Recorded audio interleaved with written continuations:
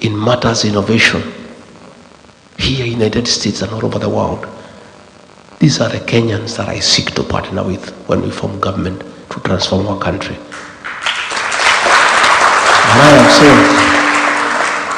And I'm saying on a very serious note, you guys have demonstrated capacity to succeed in a foreign land. I want you to help us transform our country like the way you have done it here in the United States. All we need to do is to give you the opportunity. And you have a proven track record of success. Our embassies here abroad, we must ask you guys to help us run them. As somebody who has lived here in the United States for 30 years, a CEO of a company who has worked all over the states, has the necessary papers, PhD, masters. That is somebody you can give the embassy in Washington to learn. And that person knows everything. They know what Kenyans want, what challenges they are facing. They know these Americans, for them to attract them to invest at home, what they want, how to handle them, because they have been here with them. You go to Kenya, an ambassador is appointed for 4 years. You get a politician, you appoint him ambassador to Washington. The first 1 year he comes is to look for a house, run and learn to know the streets and to know his way around here, and look for a school for his children. 1 year is gone. The second year he is trying to make friends with the Americans and the Kenyan people. A year is gone. The third year is to sit down to say, now that I know friends and networking, what can we do? He spends the whole year to do the plan. Then the fourth year is done, his record. But you guys, if you are appointed on Monday, on Tuesday you go and start working. You know everything. You know everybody. You know what needs to be done. So it's something that I want to do. Get the people out there to run our embassies on behalf of our country. Take care of Kenyans in those countries and have a serious network with the people of that foreign country and attract them to come and invest back home. That is a commitment that I want to give, and we're going to do it together. Again, as I wind up so that I can give you an opportunity to ask me a few questions, there is a bill that was brought in the Senate here calling for an investigation to facilitate the reviewing of the relationship between Kenya and the US in matters, the status of non-NATO ally. And I want to ask you to lobby your senators and your congressmen to support that bill by giving facts of what is happening back at home, which you are aware. I've seen people back at home trying to blame me because of that matter that has been brought to the Senate. I did not bring it. I'm not a senator in the US. They are directed their anger at me. All manner of accusations. I did not bring the matter, but I support it because the issues that have been raised by the Americans is the issues that I raise every day.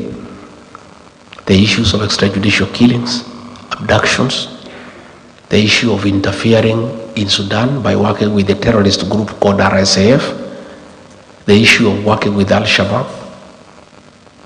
Those issues were brought by the Americans. And all I said is that Kenyans should support by giving information to the legislators here to enable America hold William Ruto to account. And I did ask the Americans not to impose sanctions on Kenya because Kenya is innocent, but to apply sanctions against William Ruto as a person so that he can be brought to order. So I found a member of parliament from Mandera there in parliament making a lot of noise, saying that I'm against the people of Mandera. I have nothing against the people of Mandera, and he should not drag the people of Mandera into the challenges William Ruto is facing with the American people. Nowhere did anybody see that the people of Mandera have committed any crime against anybody. What we said is that the Americans are saying William Ruto met some bad people in Mandera.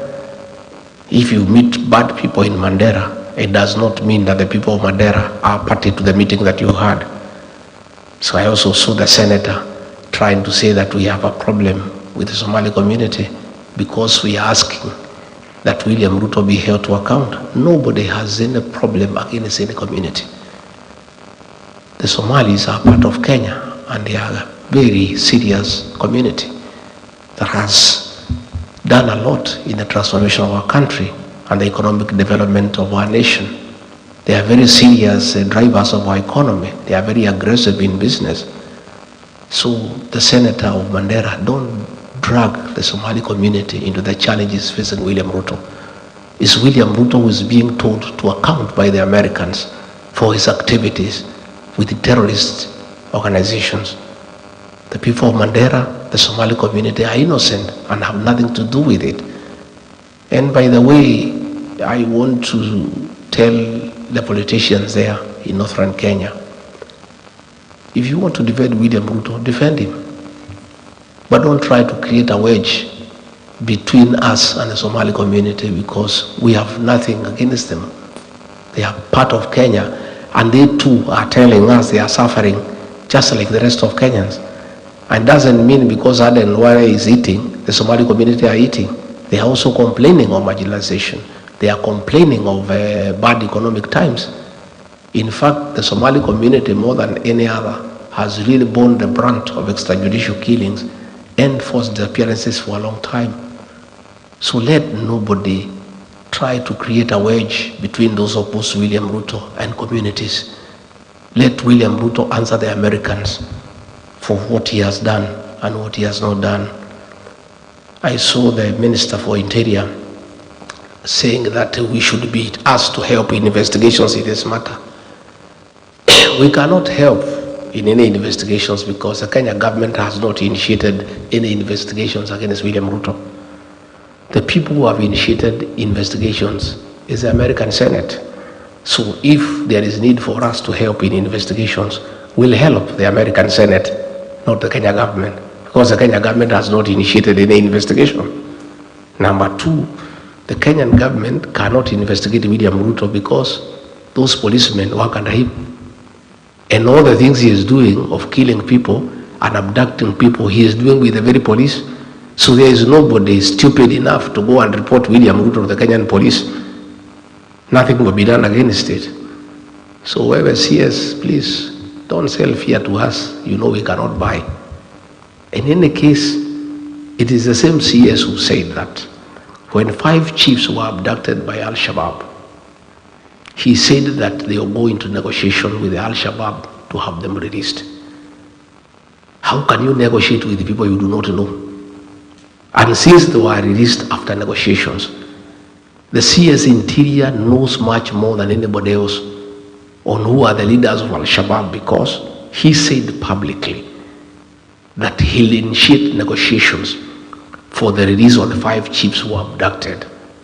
The 5 chiefs were released after successful negotiations with the Al-Shabaab. So the CS Interior knows whom he negotiated with. So if he wants information as who are the leaders of Al-Shabaab, he is in a better position to tell the people of Kenya and the world and the Americans because he has already had business with them that has been successful. So please, the Americans have asked the questions. I'm not the one who has asked. If I'm required to help the things I know on the issues in Sudan, the dealings with RSF, I'm ready to help. But the Americans, not the Kenyan government, because the Kenyan government has not raised any issue. They are comfortable with what is happening. And you know, I see people threatening other people.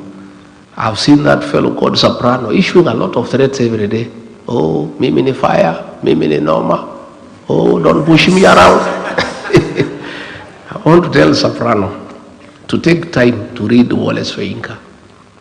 In one of his greatest works, he says, a tiger does not proclaim its tigerhood, it bounces. So, if you are what you say you are, act. Don't keep on threatening. You know, that's what Ole Soyinka says.